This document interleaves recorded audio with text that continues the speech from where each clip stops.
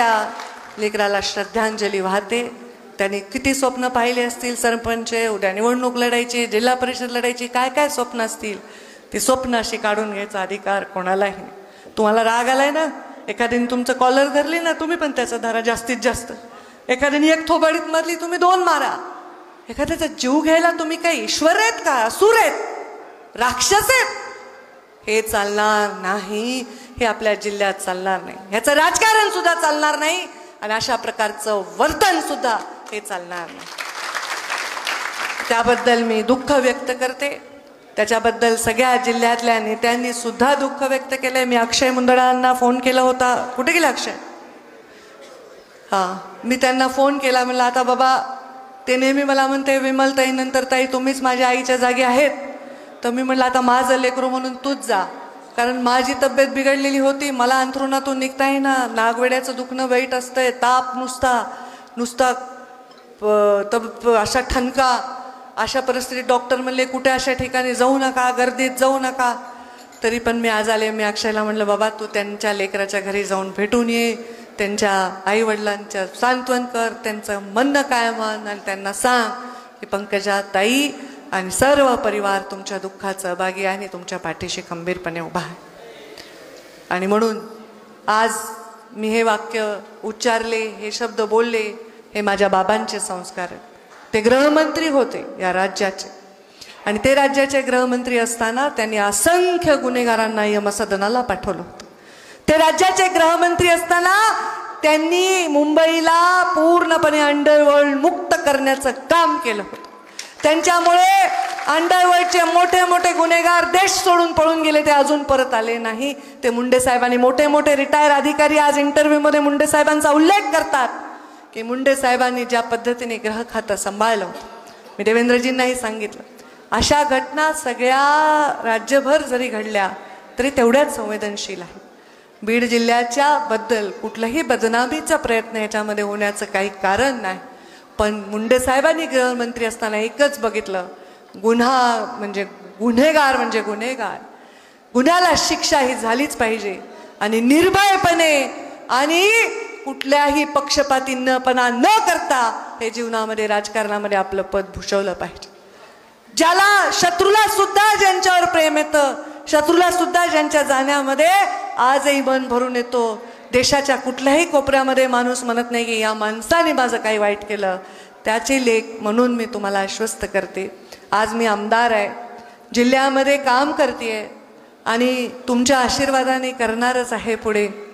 तुमचा आशीर्वाद मिळाल्यानंतर पुढचं काम करत असताना या जिल्ह्यातील, कारण आता मी आमदार काही परळीची नाही, फक्त परळीला डबल आमदार झाले, पण मी जिल्ह्याचे आमदार आहे कारण मला आमदारांनी निवडून दिले आणि त्याच्यामुळे या जिल्ह्याच्या प्रत्येक प्रश्नाला मार्गी लावण्यासाठी, या जिल्ह्याच्या प्रत्येक दुःखी माणसाच्या पाठीवर हात फिरवण्यासाठी, या जिल्ह्याच्या प्रत्येक उत्साही माणसाच्या पाठीमागे शक्ती उभी करण्यासाठी, ज्याच्या डोळ्यात स्वप्न आहेत त्याच्या स्वप्नाला ताकद देण्यासाठी मी माझ्या आयुष्याचा प्रत्येक क्षण खर्ची घालणार आहे. हे वचन माझ्या बापाच्या समाधीच्या साक्षीने मी तुम्हाला देतो. हा मी मध्ये मुख्यमंत्र्यांची भेट घेतली, चर्चा केली. मी सांगितलं की हा माझा मराठवाडा हा मागासलेला, ह्याचं कारण महत्त्वाचं म्हणजे भौगोलिक आहे.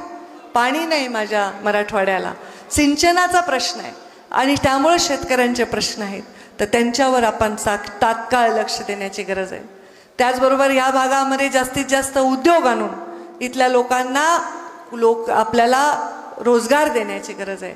या भागातल्या स्त्रियांच्या सुद्धा हाताला बळ, आता लाडकी बहीण तर झालीच आहे, पण स्त्रियांना अजून स्वाभिमानाने जगण्याची संधी देण्याची गरज आहे. आणि या सगळ्या गोष्टींवर चर्चा केली. मला पूर्ण विश्वास आहे की ही सगळी स्वप्न जी मराठवाड्यासाठी, महाराष्ट्रासाठी आणि माझ्या या माय माऊली बीड जिल्ह्यासाठी पाहिले, ते स्वप्न पूर्ण करण्यासाठी मला नक्कीच योगदान देता यावं. आज 12 डिसेंबर आहे. जंगी कार्यक्रम दरवर्षी असतो. सगळ्या राज्यभरातून लोक येतात, मोठे नेते येतात, मोठे वक्ते येतात, पण मी यावेळी विनंती केली की अत्यंत साध्या पद्धतीने कार्यक्रम करावा.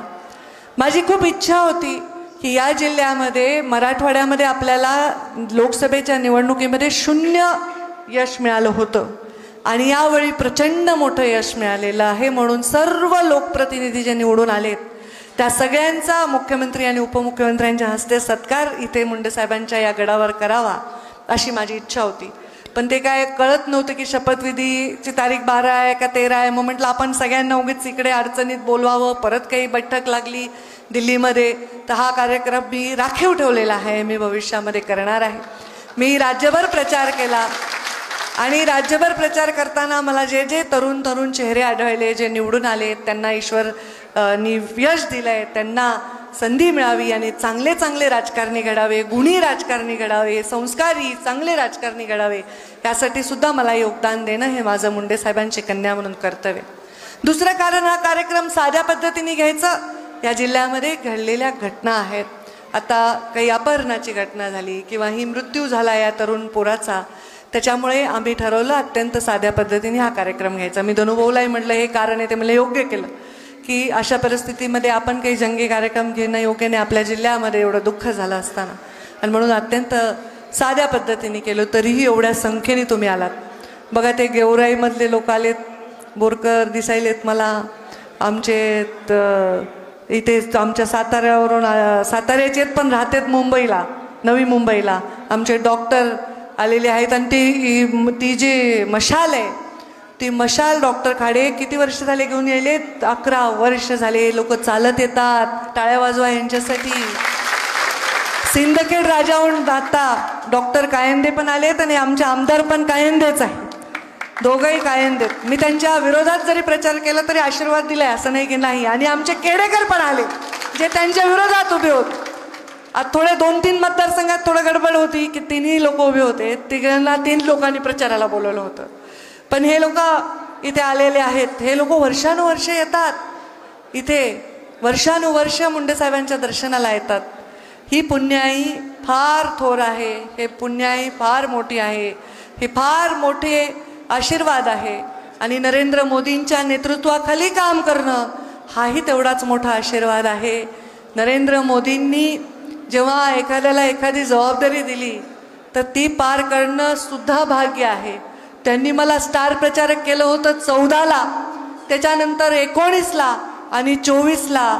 14ला माझा सर्वस्व, माझे पाप गेला तरी मी संघर्ष यात्रा काढली आणि महाराष्ट्रात पक्षाला बळ देण्यासाठी मी रात्रंदिवस एक केला. 19ला मी स्वतः निवडणूक लढत होते, धनुभाऊन माझी फाईट होती, अत्यंत कठीण लढाई होती. असं समोरासमोर आम्ही लढू शकतो, दुसरा माणूस असेल तर मग काही प्रॉब्लेम नाही, पण एवढी लढाई कठीण होती तरीही मी रात्र्यामध्ये 60-70 सभा तेव्हाही दिल्या आणि राज्यभरामध्ये काम केलं, कारण मोदीजींनी स्टार प्रचारक केलं होतं. आणि आत्ता सुद्धा माझा स्वतःचा मतदारसंघ जो गोपीनाथ मुंडेंनी जिथे कमळ लावलं तिथे कमळ नाही ही भावना लोकांची असली तरी मी म्हणलं आपलंच आहे, घड्याळ सुद्धा दाबा. आणि मग राज्यभर मी फिरले, आपला पक्ष मोठा करावा.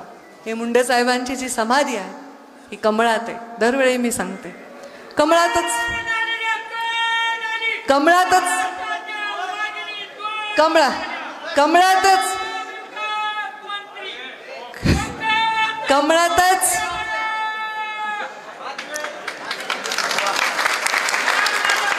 ही समाधी मी कमळातच का बांधली असेल, का मला दुसरं काही नाही सुचलं.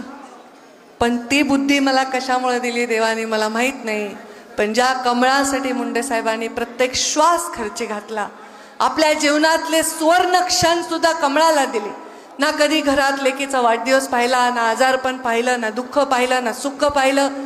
तिन्ही लेकी आमच्या आईच्या गळ्यात बांधून की तू यांना संस्कार दे, तू यांना एकटं उभी कर, मोठं कर.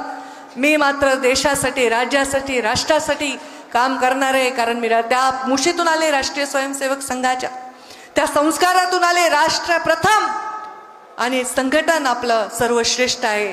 अनेक गोष्टी सहन करत करत, अनेक संध्या घेत घेत त्या संधीचं सोनं करत साहेबांचं आयुष्य गेलं. आणि आता साहेबांनी या कमळामध्ये विश्रांती घेतलेली आहे. आणि मला माहीत नाही मी हे किती दिवस चालवू शकेन, माझी लायकी पण नाही याला पेंट करायची, पण तुमच्या सगळ्यांच्या आशीर्वादाने होत असतं. ईश्वराने, बाबांनी, भगवान बाबांनी मला आशीर्वाद द्यावे की ज्या कुळात जन्मले त्या कुळाचा, ज्या वंचित समाजात जन्मले, म्हणजे जात नाही म्हणत बरं का मी, या मराठवाड्यातला मी सगळ्याच वंचित आहे ना. का इथल्या पाणी काही जात बघून येतं का की बाबा